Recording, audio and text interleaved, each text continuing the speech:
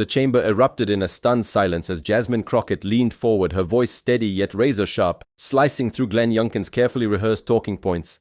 He had just finished a sweeping claim about protecting children from dangerous ideas, but before his words could settle, Crockett dropped a single line that landed like a thunderclap. "Governor, what's truly dangerous is an education system that hides truth from our kids."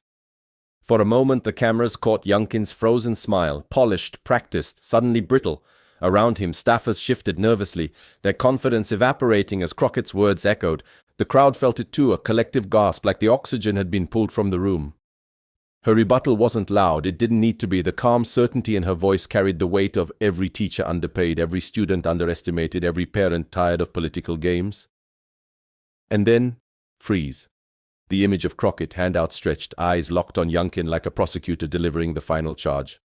The narrator's voice cuts in, "But how did we get here?" What followed was not just a debate, it was a battle for the very soul of American education. And the clash that led to this mic drop moment began long before the camera started rolling. Education has always been more than textbooks and classrooms. It is the battlefield where America decides what kind of nation it will become. In recent years, that battlefield has turned into a political war zone with governors, legislators, and lobbyists eager to weaponize children's futures for partisan gain. Glenn Youngkin walked onto that stage carrying the swagger of a man who believed he held the high ground.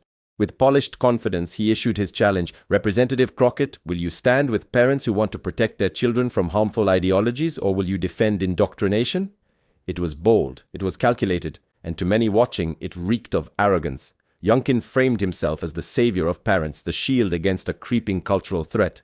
But behind the rhetoric was a thinly veiled attempt to sanitize history, to silence voices, and to strip dignity from communities whose stories refused to be erased. Facing him was Jasmine Crockett, an underdog in this televised showdown.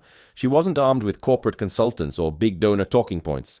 She was armed with lived truth, sharp intellect, and the resolve of someone who had fought her way through challenges Youngkin could never imagine. The contrast was striking, his stage-managed confidence versus her raw authenticity.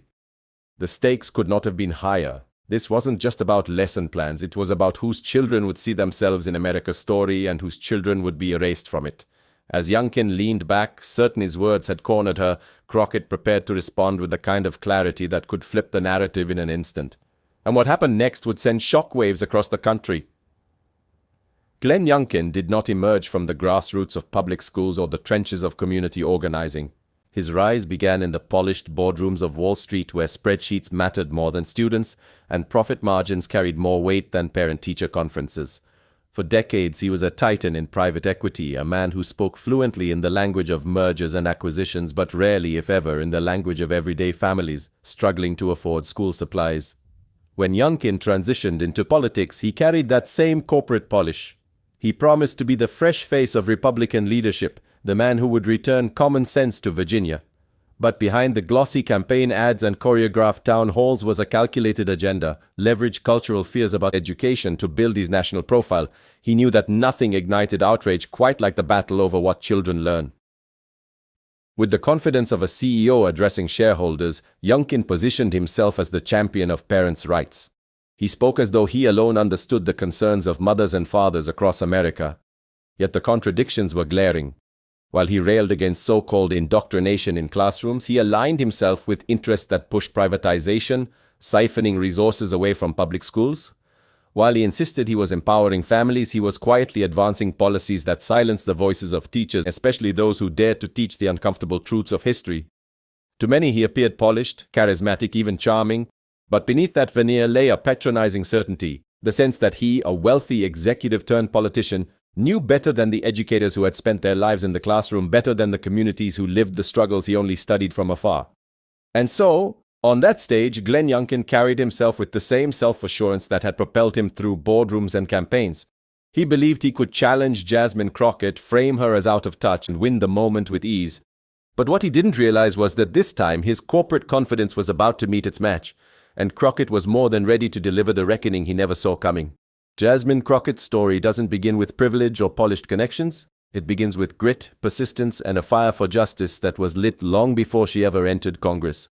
Raised in a working-class family, she learned early what it meant to fight for a place at the table. Her parents didn't hand her power, they handed her values, dignity, honesty, and an unshakable belief that hard work should mean something in America. Before she was ever a lawmaker, Crockett was a public defender. In crowded courtrooms where the odds were stacked against her clients, she learned how to navigate hostility with calm precision. She gave voice to those who had none, standing beside people society tried to discard. Every case sharpened her resolve. Every injustice deepened her conviction that power should serve the people, not silence them. When she transitioned to politics, that same determination carried her forward. She wasn't bankrolled by billionaires, she was lifted by neighbors, teachers, and families who saw in her a reflection of their own struggles. Crockett's speeches weren't written to appease donors, they were forged from lived experience, the kind of authenticity that can't be faked. Time and again she stood tall against forces that tried to belittle or dismiss her. When critics attacked her bluntness, she turned their scorn into strength. When colleagues underestimated her, she proved them wrong with unflinching clarity. Each confrontation became another chapter in a story defined not by political calculation but by courage. And that courage resonated. Immigrants, working parents, teachers stretched thin, all found in her a champion who spoke their language, who didn't shy away from naming truths others avoided. Crockett carried their voices into every chamber, every committee, every debate. So when Youngkin attempted to corner her with his polished rhetoric and corporate swagger, Crockett didn't see an untouchable governor. She saw another powerful man trying to dictate to the people what they should believe. She had faced that posture before. She knew its weaknesses. And that life experience, born in courtrooms and communities, forged through struggle and sacrifice, is exactly what she carried into this moment. The moment that would soon turn a political debate into a defining clash of values, one destined to echo far beyond the walls of that chamber. The air in the chamber was thick, charged with the kind of tension that makes even the smallest sound feel amplified. Cameras panned across the room, catching anxious glances, shifting bodies, and the quiet hum of anticipation. At the center stood Youngkin, his voice booming with the confidence of a man convinced he owned the stage. He leaned into the microphone, repeating his refrain. Parents don't want their kids subjected to political agendas. They want reading, writing, and arithmetic, not indoctrination. Every time Crockett opened her mouth to respond, he cut across her words with a well-rehearsed line, each interruption delivered like a hammer strike meant to silence. To his supporters it was a show of authority, to others it reeked of condescension, an executive barking orders rather than a leader engaging in dialogue. Crockett, however, did not flinch. She sat poised, her eyes never leaving him, her hands folded as if measuring every beat of the exchange. She allowed him the rope, let him build his narrative louder and louder, knowing that in his eagerness to dominate he was digging himself deeper. The crowd murmured, half embarrassed, half enthralled. Some shifted uncomfortably at the spectacle of a governor repeatedly talking over a congresswoman. Others leaned forward, sensing that Crockett was holding something back, a calm before the storm. Youngkin, mistaking her composure for hesitation, pressed harder. He rattled off statistics, invoked parental fear, and tried to paint himself as the defender of children. His words echoed through the room, but their sharpness dulled against the quiet steel in Crockett's gaze. And then, after his final interruption, the silence stretched just a little too long. Crockett adjusted her microphone, leaned forward, and spoke with a clarity that sliced through the noise. Then came the moment no one saw coming. Crockett let the silence linger, a silence so heavy it pulled every eye toward her. She didn't raise her voice, she didn't need to. When she finally spoke, it was with the calm certainty of someone who knew the truth would do the heavy lifting. "Governor," she began, her tone measured, almost gentle.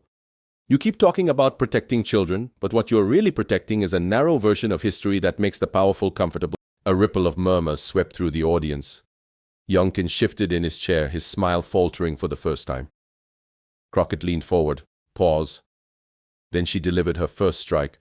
"You say parents want arithmetic. Fine, let's do some math. Virginia schools are underfunded by nearly $1 billion compared to what experts say is needed for basic standards. That's not indoctrination, that's neglect. And your policies widen that gap." Applause burst from one side of the chamber. Youngkin raised a hand as if to swat her point away, but she continued, voice unshaken. "You say you want to protect children from harmful ideas? Let me tell you what's harmful. A black child sitting in a classroom where their history has been erased. A Latino student whose heritage is treated like a threat. An immigrant child told they don't belong in the very country their parents helped build. That's harm, and no amount of buzzwords about parental choice can hide it." Gasps, then cheers. The camera zoomed in on Youngkin's face, his jaw clenched, his polished composure cracking. Crockett didn't stop. She held the room in her hands now, each pause pulling them closer. "Governor, you like to say you're empowering parents, but let's be real. You're not empowering the single mother working 2 jobs who can't afford private school tuition. You're not empowering the teacher forced to buy supplies out of her own pocket. You're empowering those who already have power and silencing the rest." The chamber erupted. Youngkin opened his mouth, but the words caught, his rehearsed lines suddenly hollow against the weight of Crockett's truth. She leaned back slightly, her voice lowering, almost like she was speaking directly to the millions beyond the cameras. Education isn't about making children smaller to fit someone else's comfort. It's about making them bigger so they can see themselves, their families, their futures in the American story. And if we're afraid of that, then maybe the problem isn't in our classrooms, maybe the problem is in ourselves. The crowd roared, applause echoing like thunder. Youngkin's shoulders slumped, his interruptions silenced not by force but by the undeniable clarity of her words. And with that, Crockett delivered the blow that would define the night. The truth isn't indoctrination, the truth is liberation, and every child in this country deserves nothing less. The chamber shook with cheers, but this clash was far from over. What happened in the aftermath would reverberate far beyond those walls. The moment Crockett's words hit the airwaves, the reaction was electric. Within minutes, clips of her takedown flooded social media, racking up millions of views. Twitter lit up with hashtags, #TruthIsLiberation, #CrockettvsYoungkin, #EducationForAll. Memes popped up overnight, split screens of Youngkin's frozen smile against Crockett's piercing gaze, captions reading, "When confidence meets facts." Journalists rushed to replay the exchange. Cable networks looped her mic drop line, dissecting it with panels of pundits. Some declared it the single most defining moment of her career. Others noted how it crystallized the broader battle raging over education in America. One commentator put it bluntly, Youngkin walked in with talking points, Crockett walked in with truth, and truth won. Parents began chiming in online, posting stories of their children coming home with questions about erased history lessons or underfunded schools. Teachers weighed in too, thanking Crockett for saying what they had been living for years. Even rival politicians, some reluctant to praise a Democrat, acknowledged her composure and clarity. Agree or not, one conservative strategist admitted, she controlled that stage. In living rooms and break rooms, the debate became the day's conversation. Parents forwarded the clip in group chats, teachers shared it in Facebook communities, students stitched it into TikToks, using her words as captions over images of classrooms missing basic resources. The moment had broken free from the chamber, it was now a cultural touchstone. And for Glenn Youngkin, the fallout was undeniable. Headlines questioned whether his confident veneer had cracked. Editorials accused him of dodging real issues in favor of sound bites. His campaign team scrambled to reframe the moment, but the viral tide had already turned. Crockett, meanwhile, became the symbol of something larger, the power of authenticity against political theater. Her words were replayed not just as a clapback, but as a rallying cry. But beyond the viral moment, the deeper lesson was even more powerful. When the applause finally subsided and the headlines began to cool, Jasmine Crockett reframed the clash in a way that reached beyond partisanship. To her, this was never just about sparring with a governor or trading sharp lines on live television. It was about reclaiming education as the great equalizer, the promise that no matter where a child is born, no matter the color of their skin or the accent of their parents, they deserve the tools to rise. She reminded the nation that truth is not a threat, but a foundation. History in all its beauty and brutality belongs to every student. To erase it is not to protect children, but to weaken them. To manipulate education for political gain is to rob the next generation of the clarity they need to lead. Crockett's words became more than a rebuttal. They became a declaration that honesty is a form of respect and respect is the seed of equality. Against Youngkin's polished performance, Crockett embodied service. She didn't stand there for herself or for headlines or for ambition. She stood for the exhausted teachers still buying notebooks from their own pockets, for the immigrant families clinging to the promise that their children could dream bigger, for the students who deserve classrooms filled with possibility instead of censorship. Her victory wasn't about silencing an opponent. It was about showing that dignity, carried quietly but firmly, can outshine arrogance no matter how loud it roars. In a moment where so many Americans feel unseen, Crockett offered visibility. In a time when many fear the future, she offered hope. And as her words echoed beyond the chamber, they carried a reminder to all watching. The measure of a nation is not how it treats the powerful, but how it educates its children. It was a truth impossible to ignore. But even as it inspired millions, the final beat of this story carried one more charge, an invitation for the audience itself to take part in the movement that had just been ignited.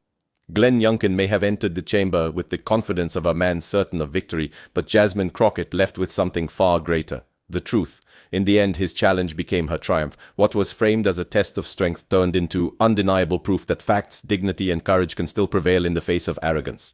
The title tells the story plainly. He challenged, she demolished, and the entire country witnessed it unfold live. This wasn't just a political clash, it was a reminder that America's future is not secured by those who shout the loudest, but by those who dare to speak the truth with clarity and conviction.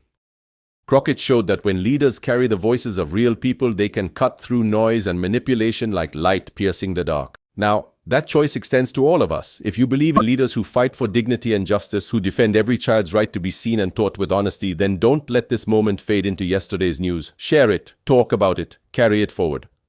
Because the fight for truth in education is not over, and your voice is part of the story.